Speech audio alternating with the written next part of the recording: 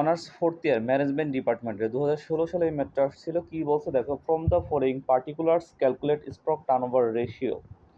আমাদের এখানে ক্যালকুলেট করতে বলছে স্টক টার্নওভার রেশিও। এই স্টক টার্নওভার রেশিওর সূত্র কি? কস্ট অফ গুডস সোল্ড এবং ভাগ দিতে হবে কি এভারেজ স্টক। আচ্ছা, কস্ট অফ গুডস সোল্ডের আবার সূত্র আছে, সেলস থেকে গ্রোস প্রফিট বাদ দিলেই হয়ে যাবে, তাই তো? অর্থাৎ এখানে উদ্দীপকে কি দেওয়া আছে দেখো, সেলস কি দেওয়া আছে, সেলস সরাসরি লেখা আছে, সেলস 4 লক্ষ টাকা দেওয়া আছে, আমাদের সেলস 4 লক্ষ টাকা আনতে হবে।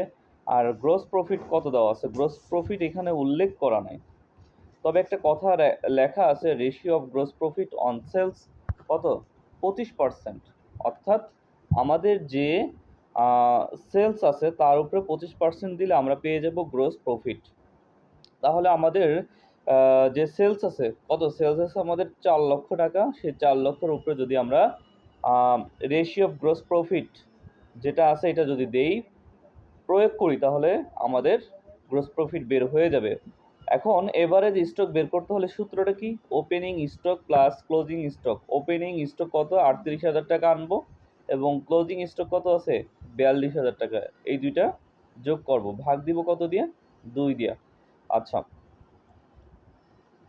পর্যায়ক্রমে আমরা এর ক্যালকুলেশন করে বের করতে পারবো 3 লক্ষ টাকা, যেটা কস্ট অফ গুডস সোল্ড আসবে, আর এভারেজ স্টক আসবে 40,000 টাকা। এটা ক্যালকুলেশন করলে আমাদের 7.5 বের হবে।